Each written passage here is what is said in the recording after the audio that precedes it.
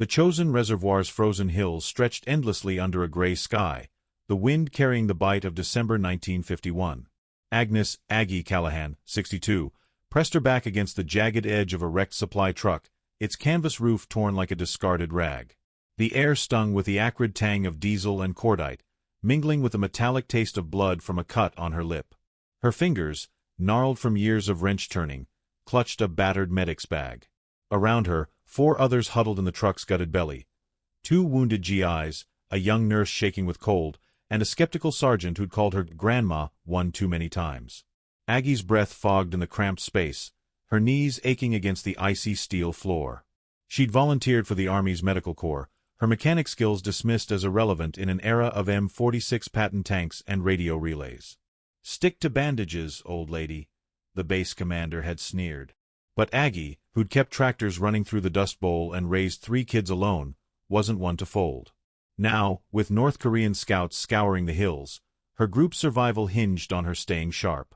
The truck's wreckage was a poor hiding spot, splintered crates, a shattered windshield, and a radiator hissing steam into the snow. Every creak of settling metal felt like a shout to the enemy. Aggie's heart thudded as she peeked through a rip in the canvas. 100 yards off, shadows moved, enemy soldiers, their bayonets glinting in the weak sunlight. Her mind flicked to 1935, repairing a combine harvester under a Kansas storm cloud, racing to beat the rain.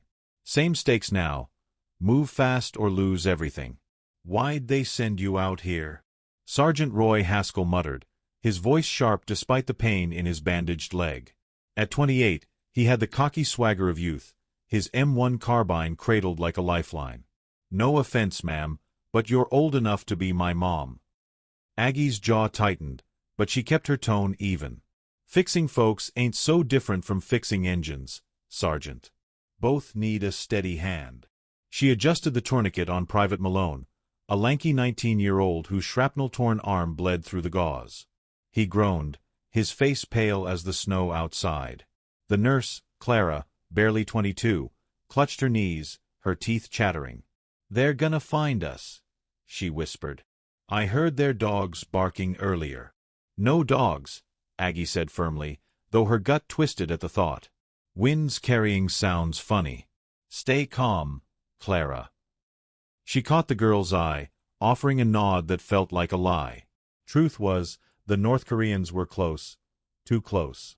Their boots crunched in the distance, deliberate, searching. Private Evans, the other wounded GI, coughed weakly, his breath rattling. Frost clung to his beard, and his eyes flickered with fear. "Ma'am, you got a plan? Or we just sittin' ducks?" Aggie forced a smile, her hands busy checking Evans' pulse. "I've patched worse than you in worse places, son. We'll figure it." Her mind raced, cataloging the truck's contents. A toolbox, some jerry cans, a spool of wire, and a half-empty crate of grenades. Her old mechanic's instincts stirred. Scraps could become solutions. Haskell snorted. "Figure it? Lady, we're pinned down. You gonna knit us out of this?" Clara shot him a glare. "She's kept Malone alive, hasn't she? Show some respect." "Respect don't stop bullets," Haskell snapped, but his eyes darted to the canvas, where enemy silhouettes loomed closer. Aggie ignored him, her fingers tracing the truck's undercarriage. The fuel line was intact, and a spark plug lay loose in the debris. An idea flickered, dangerous but possible. She'd once rigged a tractor to backfire loud enough to scare off coyotes. Could she do the same here? Distract the patrol, buy time? The wind howled, rattling the truck's loose panels. Aggie's hands trembled, not from cold, but from the weight of doubt. She'd lost her husband to pneumonia in 41, her eldest son to Normandy in 44. Each loss had carved a hollow in her, yet here she was, volunteering for another war, driven by a stubborn need to fix what was broken. But what if she failed these kids? Malone's breathing was shallow, Clara's panic barely contained, and Haskell's distrust stung like frostbite. She hummed softly, a habit from harder days, Boogie Woogie Bugle Boy, a tune that had blared from her radio during World War II bond drives. It steadied her nerves, though Haskell rolled his eyes. "Focus, Grandma," he muttered. "Call me Aggie," she said, her voice steel. She crawled to the truck's engine bay, her fingers brushing the frozen metal. The radiator was cracked, but the fuel tank had a few gallons left. If she could rig a controlled explosion, nothing big, just a loud pop, it might draw the patrol away. But one wrong move, and the truck would be their pyre. Malone stirred, his voice a rasp. You done this before, ma'am?" Aggie paused, her mind flashing to a winter in '33, rewiring a neighbor's truck in a blizzard to get them to a hospital. "Something like it," she said. "Hold tight, son." A shout in Korean sliced through the air. Closer now. Clara stifled a sob, and Haskell gripped his carbine, his bravado crumbling. Aggie's pulse quickened as she spotted the patrol. 6 soldiers, rifles slung, scanning the snow. One kicked a crate, just 50 yards off. The group's hiding spot was seconds from discovery. She turned to the others, her voice low but firm. "Listen up. We've got one shot to throw him off. I can rig this truck to make noise, draw him away. But I need your help." Haskell scoffed. "Rig it? With what? Your knitting needles?" "With this," Aggie said, holding up the spark plug and wire. "And those grenades. We make a racket, they chase it, we slip out." Clara's eyes widened. "What if it blows us up?" "It won't," Aggie said, praying she was right. "But Malone's not lasting much longer. We move, or we die." Malone nodded weakly, his trust a fragile lifeline. Evans coughed, giving a shaky thumbs up. Haskell hesitated, then muttered, "Fine. Your funeral, Aggie." The patrol's boots crunched closer, their voices sharp with purpose. Aggie's hands moved fast, her old skills waking up. She could almost hear her father's voice from the farm. "Work the problem, Aggie. One piece at a time." But as she twisted the wire, a new sound froze her, a radio crackle from the patrol, followed by orders she couldn't understand. They'd found tracks in the snow. Their tracks. The patrol's leader barked a command, and flashlights swept the wreckage. Aggie's heart pounded as she worked, her fingers numb but precise. Malone's breathing grew fainter, and Clara's whispered prayers filled the silence. Haskell's eyes met Aggie's, no longer mocking but desperate. "We're out of time," he hissed. "You sure about this?" Aggie nodded, her voice steady despite the fear clawing her chest. "Trust me, Sergeant. I've fixed worse." The flashlight beams danced closer, and a dog's bark echoed in the distance. Aggie's plan was their only hope, but it was untested, reckless. She thought of her son, his last letter from Normandy. "Keep going, Ma. You always do." She set her jaw, ready to prove them wrong. Age, doubt, and the enemy be damned. What would you do in their place? Share your thoughts below. The chosen reservoir's icy wind howled through the wrecked supply truck, slicing through the torn canvas and chilling Aggie Callahan's bones. The air reeked of diesel and fear, the cold metal floor numbing her knees as she worked. At 62, her hands were steady, calloused from years of wrench turning, now threading wire through the truck's fuel line. The North Korean patrol's flashlights danced closer, their boots crunching snow just beyond the wreckage. Aggie's small group, Sergeant Roy Haskell, Privates Malone and Evans, and Nurse Clara, watched her with a mix of hope and dread. Malone's breaths were shallow, his shrapnel wound oozing through Aggie's makeshift bandages. Time was bleeding out with him. Her plan was simple but reckless: rig the truck's fuel tank to spark a loud pop, mimicking a misfiring engine, to lure the patrol away. She'd done it once, back in '36, scaring off rustlers with a rigged tractor. But this was war, and the stakes were higher than a Kansas pasture. "Move faster, Aggie," Haskell hissed, his carbine clutched tight. His leg, bandaged but swollen, forced him to lean against a crate. "They're practically on us." "Patience, Sergeant," Aggie muttered, her fingers twisting the spark plug into place. "Rushing breaks things." She glanced at Malone, whose eyes fluttered, his face gray. Clara, kneeling beside him, pressed a gauze pad to his wound, her hands shaking. "He's not gonna make it," Clara whispered, her voice cracking. "We need to move him now." Aggie met her gaze, her own fear buried deep. "We move when it's safe. Hold his hand, Clara." Keep him with us. She turned back to the fuel line, her mind racing. The toolbox held pliers, a wrench, and a spool of wire, enough to make this work. The grenades in the crate could amplify the distraction, but they'd need to be placed just right. Evans coughed, his breath rattling. You sure this'll fool 'em, ma'am? They ain't dumb. They don't need to be dumb, Aggie said. Just curious. Soldiers hear a bang. They investigate. Gives us a window to slip out. She pointed to a ravine beyond the truck, barely visible through the snow. That's our path. I know terrain like this. Followed my pa hunting in hills not much different. Haskell snorted. Hunting? This ain't deer season, Grandma. Clara glared at him. She's got more guts than you, Roy. Let her work. Aggie ignored the jab, her focus on the wire. She thought of her son, Tommy, teaching her to read maps during his leave in 43. Hills hide you, Ma, if you know their curves. She'd memorized the Chosen's ridges from a crumpled map at base camp. If they could reach that ravine, they might make it to a UN outpost. A dog's bark cut through the wind, sharp and close. Clara stifled a gasp, and Haskell's knuckles whitened on his carbine. Aggie's heart thudded, but her hands stayed steady. The patrol was maybe 30 yards off, their voices low but urgent. She caught fragments, Korean, clipped, searching. They'd found the tracks. We're done for, Evans muttered, his eyes wide. They've got dogs. No dogs yet, Aggie said, though the bark gnawed at her. She looped the wire through the grenade crate, her plan taking shape. The spark plug would ignite a small fuel burst, loud enough to echo. The grenades, if timed right, could collapse a nearby snowbank, blocking the patrol's path. But one misstep, and the truck would be their tomb. She paused, her breath fogging. In 33, she'd fixed a neighbor's truck in a blizzard, her fingers frozen but her mind clear. Work the problem, Aggie, her father's voice echoed.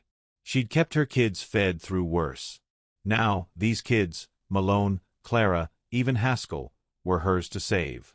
Clara, hand me that wrench, Aggie said. The nurse complied, her hands steadier now. Good girl. Evans, you still got that pocket knife? Evans nodded, passing it over. Aggie used it to strip the wire, her movements precise despite the cold. Haskell watched, his skepticism fading as she worked. You really think this'll save us? He asked, quieter now. It'll give us a shot, Aggie said. Better than waiting to die. The patrol's flashlights swept closer, their beams cutting through the canvas tiers. A voice barked an order, and Boots stopped, too close. Aggie's pulse raced as she connected the wire to the spark plug. The setup was crude but functional. A pull on the wire would spark the fuel, and a second pull would roll the grenades into the snow. Timing was everything. Malone groaned, his voice faint. Aggie, don't let him get Clara. She squeezed his hand, her throat tight. Nobody's getting anyone, son. Stay with me. His trust anchored her, like her kid's faith during the lean years. She'd scrounged meals from nothing back then. Now, she'd scrounged survival from scraps. Clara whispered, You remind me of my mom. She never gave up, even when the bank took our farm. Aggie's eyes softened. That's the trick, Clara. Keep going, no matter what. She thought of her own farm, sold to pay debts in 38. That grit had carried her here, to this frozen hell, where her hands were the only thing standing between life and death. Haskell shifted, wincing. All right, Aggie. Say this works. Then what? We can't carry Malone far. We won't have to, Aggie said. Ravine's a half-mile. There's a UN post beyond it. I saw it on the map. We just need to break clear. A flashlight beam grazed the truck, and everyone froze. Aggie's breath caught as a soldier's silhouette loomed, his rifle raised. He shouted something, answered by another voice. They were circling, suspicious. The dog barked again, closer. We need to test this, Aggie whispered, her voice barely audible. Small spark, see if it holds. She handed Haskell the wire's end. Pull when I say. He hesitated, then nodded. "Don't blow us up, Aggie." She crawled to the fuel tank, checking the connection. Her fingers brushed the cold metal, and she whispered a prayer, not to God, but to Tommy, whose map-reading lessons might save them. She nodded to Haskell. "Now." He pulled. A faint pop echoed, like a muffled gunshot. The patrol froze, their flashlights swinging toward the sound. Aggie's heart leapt. It worked. But the grenades were next, and they'd need perfect timing. Clara clutched Aggie's arm. "They're moving away." "Not far enough," Aggie said. "We need the big one." She pointed to the grenades. "Evans, help me set these. We roll him into the snowbank when the spark goes off." Evans nodded, his cough quieter now, fueled by purpose. They worked fast, positioning the grenades. Haskell watched, his doubt replaced by something like respect. "You're crazy, Aggie," he said, almost smiling. "But I'm in." The patrol's voices grew louder, their flashlights sweeping back. Aggie's plan was ready, but the risk was brutal. If the grenades misfired, they'd be exposed. If they waited, Malone would die, and the patrol would find them. She looked at her group, Clara's wide eyes, Malone's faint breaths, Evan's shaky nod, Haskell's grudging trust. They were hers, and she'd be damned if she let them down. "All right," Aggie said, her voice steady as steel. "We do this together. On my mark. What would you risk for those who trust you? Share your thoughts below." The chosen reservoir's frozen air bit at Aggie Callahan's face as she crouched in the wrecked supply truck, her hand steady on the wired spark plug. The North Korean patrol's flashlights sliced through the snow, their boots crunching just 20 yards away. The stench of diesel clung to her nostrils, mingling with the coppery tang of Malone's blood. At 62, Aggie's mechanic's instincts were all that stood between her group, Sergeant Roy Haskell, Privates Malone and Evans, and Nurse Clara, and certain death. Her plan was set, a fuel-sparked pop to distract the patrol, followed by grenades to collapse a snowbank, blocking their path. The ravine, a half-mile trek to a UN outpost, was their only hope. Malone's breaths were faint, Clara's hands trembled, and Haskell's eyes held a flicker of trust. Aggie's heart pounded, but her resolve was iron, forged in the Great Depression's lean years. "Ready," Aggie whispered, her voice low but firm. She gripped the wire, her fingers numb from the cold. Clara nodded, clutching Malone's hand. Evans, coughing softly, held a grenade, ready to roll it. Haskell, his carbine ready, gave a curt nod. The patrol's voices grew sharper, their flashlights grazing the truck's torn canvas. "Now," Aggie said. She yanked the wire. A sharp crack erupted from the fuel tank, echoing like a rifle shot. The patrol froze, their shouts turning to confusion. Aggie nodded to Evans. He rolled the grenades toward the snowbank, their pins already pulled. 3 seconds later, a muffled boom shook the ground, and snow cascaded, burying the patrol's path. "Go," Aggie hissed. Haskell and Clara lifted Malone, his groans barely audible. Evans stumbled behind, his knife ready. Aggie led, her eyes scanning the ravine's shadowed outline. The patrol shouts faded, drawn to the explosion, but dogs barked in the distance, too close. Her boots sank into the snow, each step a fight against the cold and her aching knees. She thought of Tommy, her son, lost at Normandy. "Keep moving, Ma." His voice pushed her forward, guiding her through the hills she'd studied on that crumpled map. The ravine was steep, its rocks slick with ice, but Aggie knew its curves like the backroads of her Kansas farm. A rifle shot cracked behind them, splintering a tree. Clara yelped, nearly dropping Malone. "They're coming," she cried. "Keep low," Aggie ordered, pulling them behind a boulder. The patrol had regrouped, their flashlights sweeping the ravine. Aggie's heart sank, her distraction hadn't bought enough time. She scanned the terrain, her mechanic's mind racing. A fallen log, half buried in snow, lay nearby. It could hide them, but it meant leaving her medic's bag, a canvas satchel her husband had sewn in '39, her last tie to him. "Over there," she whispered, pointing. "Logs hollow. Squeeze in." Haskell hesitated, his eyes on her bag. You're leaving that? Gotta, Aggie said, her throat tight. She shoved the bag under a rock, its weight a quiet sacrifice. They crawled into the log, the wood slimy and tight, smelling of rot and frost. Malone's breathing was a faint wheeze, and Clara's prayers were silent now, her lips moving in desperation. The patrol's boots crunched closer, their dogs snarling. Aggie's hand found Clara's, squeezing. "Stay still," she mouthed. Her mind flicked to 33, hiding from debt collectors in a barn, her kids tucked beside her. She'd outlasted them then, she'd outlast this now. A flashlight beam swept the log, pausing. Aggie held her breath, her pulse thundering. The soldier muttered something, then moved on, the dog's barks fading. They'd bought seconds, maybe minutes. "We can't stay here," Haskell whispered, his voice tight. "Malone's fading." Aggie nodded, peering out.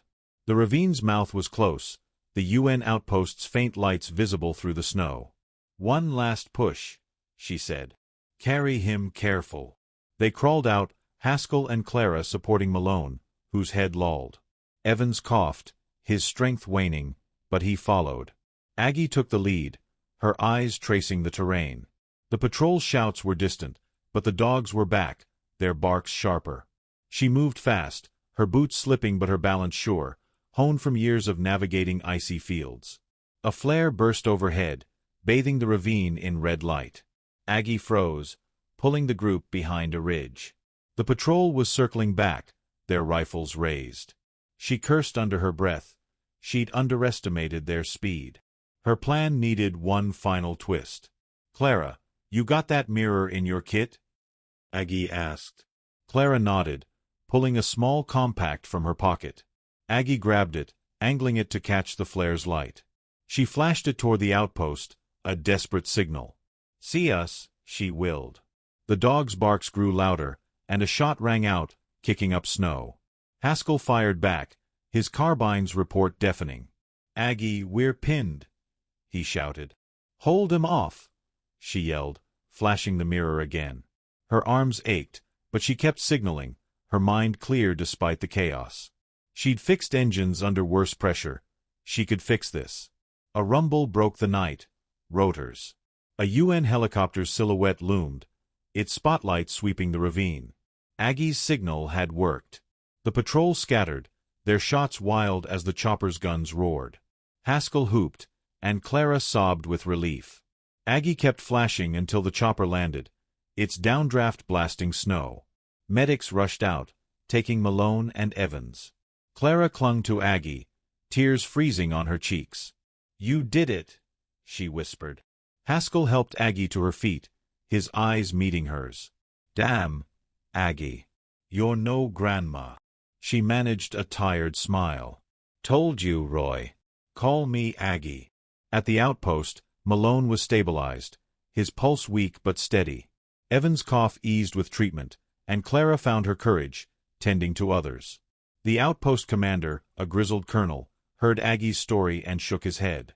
"Rigging a truck to save your squad? We'll be teaching that trick." Aggie shrugged, her hands empty without her bag. The sacrifice stung, but her group was alive. She thought of her son's last letter. "You always keep going, Ma." She had, and they'd survived. The chopper pilot handed her a map, marked with her ravine route. "This path's yours now, Callahan," he said. "Saved a lot of lives today." Aggie nodded, her throat tight. She'd been overlooked, underestimated, but her wisdom, hard-earned through loss and grit, had turned the tide. As the outpost bustled, soldiers whispered her name, their respect a quiet legacy. Wisdom had outlasted doubt, her experience had shaped their victory. What lessons from your life echo Aggie's courage? Share your thoughts below.